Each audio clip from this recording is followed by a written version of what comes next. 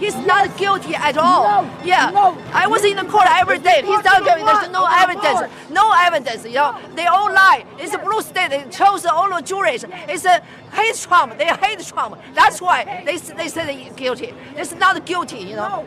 Yeah. And he'll be back. Yeah, he'll be back. Trump 2024. Never stop. You know, never give up. Let me say this. My mind was not made up before, but it is definitely made up now. And I will definitely be voting for Donald Trump because the weaponization of the legal system, it is so blatant, and this corruption cannot stand. Whether I like Donald Trump or not, which I don't, I feel that it is essential that I vote for him because I must stand against the lawfare that was put on display by the Democratic Party, Alvin Bragg, all of these folks. And it's a shame because I'm a New Yorker. I live here in New York. And as a black man who lives in the United States and in New York, I know what it's like to have the legal system used against you, specifically targeting you. So, I mean, bro, at the end of the day, to expect us to just sit back and watch this happen and just ride with it like it's okay, like we're stupid and we don't see what's going on, that's crazy. Boy, oh boy, oh boy, oh boy, oh boy, I gotta tell you guys, sparks are flying on the mainstream liberal media this morning as Republicans are pushing back in full force against the mainstream liberal media, taking a victory lap and celebrating the conviction of former President Trump based off these politically motivated, trumped up charges that was brought against him by woke DA Alvin Bragg. Now, again, nobody actually knows what crime Trump committed, okay? Nobody can really articulate exactly what the issue is, okay? I mean, the jury didn't even really have to know what crime he committed. They just had to agree that he committed some crime or that he falsified business records in order to commit some other crime, which, I mean, hey, again, you know, I hope that this conviction will be overturned. The sad part is that it'll probably be too late, as in it won't happen until after the election. But you know what? That's okay. Like I told you guys yesterday, we're really in the second best case scenario if you look at where we were at the beginning of this year. If you look at where we was at the beginning of this year, we were looking at Trump being thrown off the ballots, banned from ballots in liberal states. We're looking at the classified documents case, the January 6th case, the RICO case, and this case. We were looking at all these cases potentially being tried, maybe multiple convictions in multiple different cases, Trump thrown off the ballot. All that stuff, fast forward to today, the only thing that we're looking at going into election, okay, well, he's convicted on the hush money charges that nobody gives a damn about, right? Nobody cares about this at all, okay? I don't think that this is going to move the needle except for helping Trump. In fact, I think that this is going to backfire. This may honestly be a worst case scenario for Democrats than if Trump had been found not guilty, because people are angry now. People are upset. There's so many videos that I've seen of people say, hey, I don't even like Trump. I'm independent. I was on the fence. Now I have to vote for this man because I disagree with what is happening to him. Okay, because the weaponization of the criminal justice system is so blatant and obvious, it's in your face. And Trump's campaign website crashed yesterday due to an influx of donations, okay? And we're going to talk about some of those numbers because those numbers are coming in, and Trump is breaking records when it comes to donations and support. The energy is crazy right now, okay? This might have been one of the worst things that Democrats could possibly do. And Scott Jennings, who's a Republican commentator on CNN, he is going to tell the panel that, hey, this is going to backfire. He's going to explain this to the CNN panel. And then this liberal, George Conway, is going to lose his mind over the fact that, hey, this isn't going to work out too well for Democrats. Because, again, it's already not working out too well for them in the sense that the momentum that Trump is gaining is insane. So, without further ado, let's get into it.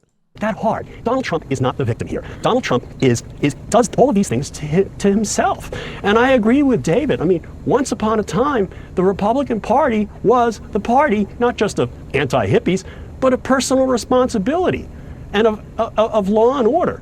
What party? Where is that party? Here, no one's willing to hold, in the Republican Party, is willing to hold Donald Trump to account for his crimes. Crimes that aren't really even in dispute. And no one is willing to call him out and said he's going to get the nomination. That's just insane, and it just shows the degree of moral rot we have on the conservative side of politics today. Scott Jennings, I think this is for you. Where is that party? Well, I disagree with a number of things George said, of course. I mean, he's talking about these obvious crimes that were committed. He's talking about the obvious crimes that were supposedly committed, but that's the core of what a lot of decidedly non-MAGA Republicans are mad about, is that there is no underlying crime. I looked at the statement from Maine Senator Susan Collins, who I think encapsulated it perfectly. She said this was a partisan prosecutor who promised to get Trump. Nonsense. And that's what he did. Not promise to go after the law, nonsense. But he promised to go after Donald Trump. And so the issue is here, what is the crime? He's never been indicted for or convicted of the campaign finance theory at the core of this case. And so Republicans are wondering today, what do you have to do to build a defense against something you've never been convicted of in the first place? I'll tell you, the mood in the party, if you're sort of looking for a generalized attitude, reminds me a little bit about the Kavanaugh period. You go back to the Brett Kavanaugh hearings, 2018. I remember that period being the MAGA people were mad, the non-MAGA, the anti-Trump, the pro-Trump. Every wing of the party was vibratingly angry about what was being done to Kavanaugh. I feel and sense that the same thing is happening today, which is why I think you're probably going to see this backfire politically on the Democrats, and they're going to regret it.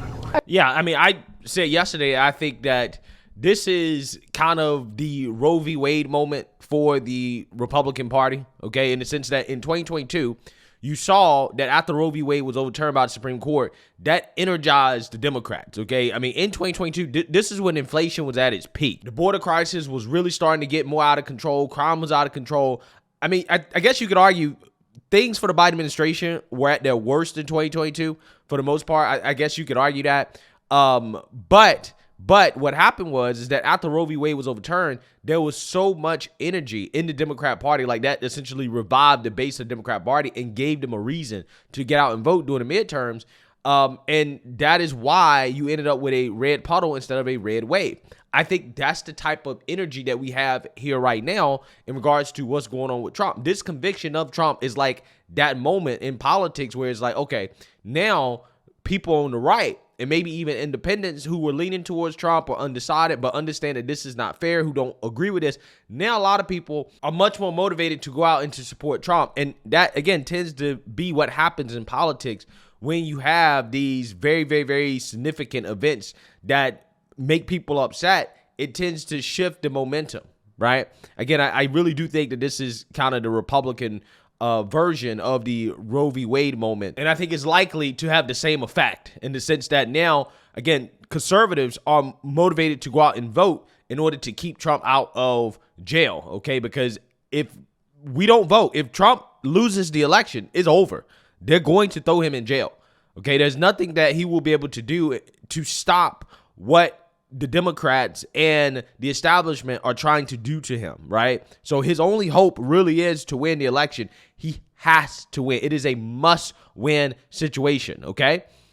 And I hope that people understand that now.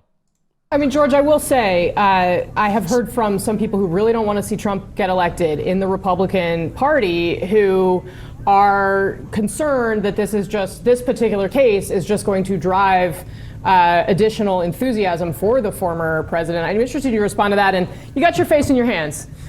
What do you got to say to Scott? I have to say, Scott's lying, and that's the problem with the Republican Party. It is continually addicted to lies. Wait a minute. What am I lying You're about?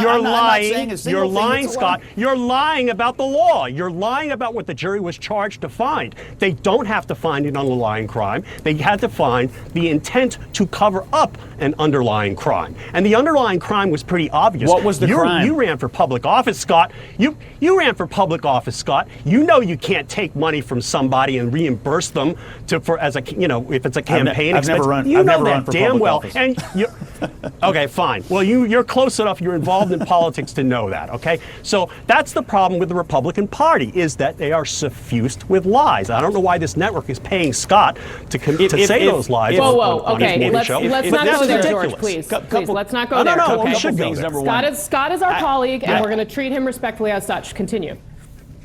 Well, he shouldn't lie. Here's my question: If it is an obvious crime, why did the Department of Justice and the Federal Election Commission take a pass on it? Well, the federal They election should have commission- prosecuted. the federal It election should have been commission- prosecuted on January 21, 2021. Let's let okay, David that's jump what. in. That, We all know this the is the federal thing election- about Donald I mean, Trump. he's Is never Donald been- Trump? he's never been Donald indicted Trump for this. has Well, been. to say he should have been indicted for it by the feds is not the same as an explanation on why they didn't do it. Again, the question is, why did the feds refuse to go after Trump if he actually committed a campaign finance violation? Because again, the theory here is that, well, he falsified business records to commit another crime. The other crime is a campaign finance violation, which typically would be something that is handled by the feds, the DOJ, okay, not by some state prosecutor. So again, it's one thing to say, well, they should have done it. And it's another to say, well, okay, why didn't they do it, right? Just because you say they should have did it, that's not an explanation on why they didn't do it, okay? So again, nobody knows what the crime is, okay? He hasn't actually been found guilty of committing any real crime, right? Of any campaign finance violation. But, he intended to do so. That, again, that's different than saying that he actually did it. To say, well, he intended to do it is different than to say that he actually did it. He hasn't actually been found guilty of committing an actual crime outside of falsifying business records, which is a misdemeanor. And again, that's why so many people are looking at this and they're like, well, what the hell is going on? Like, what is this? Right? Like, what, like, nobody can tell you exactly what he did, right? That's an actual felony. But it wasn't just the DOJ that decided not to go after Trump. Also, the previous Manhattan DA decided not to go after Trump. Right? Now, all of a sudden, Alvin Bragg gets in, and then you got this guy that moves from the Biden DOJ to the Manhattan DA office. All of a sudden, now they're going after Trump. Again, everybody knows this is political. Everybody knows. But again, these idiots on the mainstream media, they don't want you to believe your eyes, right? They don't want you to believe your ears. They don't want you to believe what's clear and obvious and right in front of your face in regards to how this specific set of charges, these are the most obviously political, okay? Everybody knows it. Everybody sees it. Even CNN's legal analysts know it. Their main guy, Eli Honig, wrote an article this morning outlining how, the things that happened in this case are unprecedented, right? Like, for example, how the judge donated money to a pro-Biden, anti-Trump political operation, which is clearly in violation of the rules that prohibit New York judges from making any type of political donations. So he violated the law, right? The judge, but they allowed him to stay on the case, even though, again, this guy seems to be an anti-Trumper, right? He's working against Trump. He's anti-Trump, biased. Alvin Bragg talked about on the campaign trail, having sued Trump, going after Trump. All this stuff is outlined. He outlines how, legally speaking, this is pushing boundaries, okay? And that stuff like this has never been done before. That's why they call this a zombie case, right? It's a zombie case because there's so many bizarre means in trying to go after one man, things that we have never seen before, okay? Because, again, we know that they would not be doing this if it wasn't Trump, right? If it wasn't for the fact that this is the former president, his name is Trump, they don't like him, he's against the establishment, this is why they're doing it. It's so obvious. It's so obvious that even a CNN legal analyst, the main guy, can see it and write an article outlining how, hey, this is sketchy, right? This is sketchy. This is why, again, most likely this is probably going to be overturned, especially if it gets up to the Supreme Court. It's done. Been let off. He should have been indicted for it. And the fact of the matter is, Donald Trump isn't being treated specially. George and Scott, hold on, please. Exactly. David, It jump in. doesn't. We all know the That's Federal fine. Election Commission is a broken and paralyzed institution. Here we go. It requires a majority. It's got equal numbers of Republicans and Democrats. It requires a majority to act, and it's not acted on anything for a decade because it is broken. And one of the reasons that things are ending up in the criminal justice system is because the internal political system has been sabotaged by the people who then complain that the criminal justice system is the wrong remedy. You know, I want to pick up. Listen to these people talk, bro. Do these people even listen to themselves? They're telling you that it's rigged while at the same time trying to tell you that it's not rigged, right? Because this dude's basically saying, well, the feds didn't go after Trump because on the Federal Election Commission, they're neutral, right? The Democrats and Republicans. So that's why they didn't go after Trump. Okay, so again, you're admitting that there's neutrality there. So why did they go after him in New York? Well, because in New York, there is no neutrality, right? They're all Democrats, okay? Again, that is basically a mission that, yeah, is rigged against him. Joy Reid accidentally said the same thing yesterday, where she said, well, thank God this case happened in New York, because if it had happened in Georgia or Florida, then we probably would not have gotten to this point. Okay, so again, you're admitting that because it is happening in New York, that is not fair, right? That things happen the way that they happen because New York is controlled by Democrats. So again, I want you guys to understand, it is so obvious that this case was rigged and political that these people can't even argue that it's not rigged and it's not political without accidentally admitting that it's rigged and it's political. That's how obviously rigged and political it is. It blows my mind to listen to these people talk. Like, I don't think they understand that, hey, you're not making the point that you think that you're making here. You're really not. You're literally just convincing people and admitting that, yeah, this is political, that is rigged because Democrats control New York, because Democrats control that system. That's why it happened the way that it happened. However, in any other situation, it would not have happened this way because guess what? It would not have been controlled by all Democrats. But again, this is what these people mean when they say we have to protect our democracy, right? Is democracy TM? Is Democrat power in control? Because with Democrat power in control, okay, this is what they can do. This is what they can do.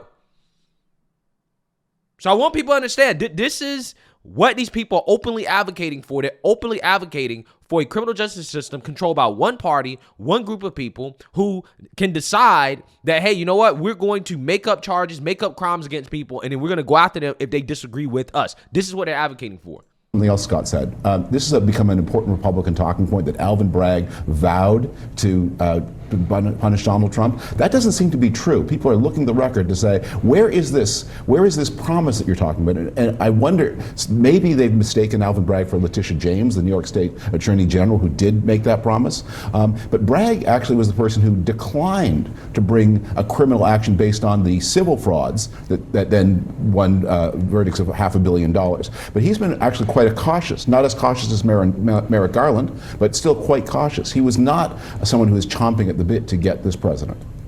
Scott? I disagree. I think it's obvious that he wanted to get the president, and I think it's obvious that he did it. I mean, these Democrats in New York, I mean, if you ask the average Republican, have been desperate to get Trump from the beginning, and they finally did it. And I'm not a lawyer, but the political impact of this, I am an expert on, and I'm telling you right now, this has done more to unify the Republican Party behind Trump than anything else you could have possibly done. I've heard people on TV last night say, now they got to throw him in jail. We got to throw him in jail. My advice would be, go right ahead. Ask for the maximum jail time. Go right ahead, because I would love to see you deal with the consequences of that request. If being a convicted felon were good for you politically, we would not have had to wait for 230 years of the life of this republic for people to run for office as convicted felons. Historically, everyone has agreed that it's a bad thing to be a convicted felon. He didn't run for office as a convicted felon. He was convicted after he started running. Well, He is now. Today a convicted It's not too late for the Republican convention. And that's what they're going to do. They're going to be running with this whole talking point. Well, Trump a convicted felon. He a convicted felon.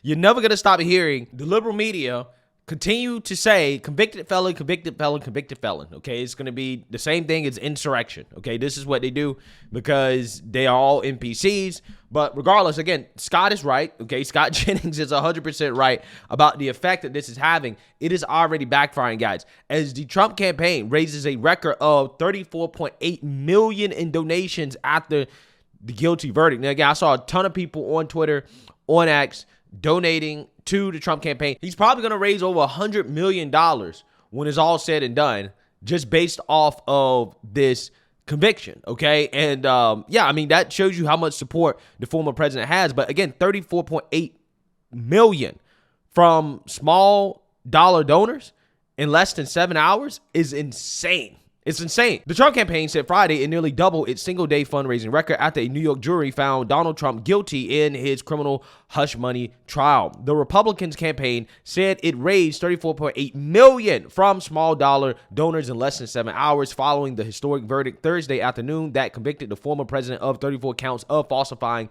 business records.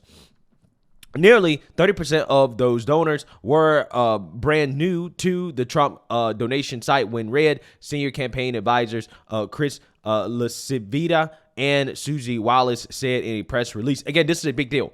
Nearly 30%, almost a third of the donors are new people, okay? People who've never donated, I guess, via that website, okay? So, again, that is a big deal because, again, that backs up the theory that is motivating people who otherwise would not support Trump to support Trump. Again, that's a pretty crazy number. The advisors echoed Trump's post-trial vow that the real verdict will come on Election Day, November 5th, when he is set to face President Joe Biden in a rematch of their 2020 contest. Trump is set to be formally nominated as Republican Party's presidential candidate days after his scheduled July 11th criminal sentencing in Manhattan Supreme Court. Yeah.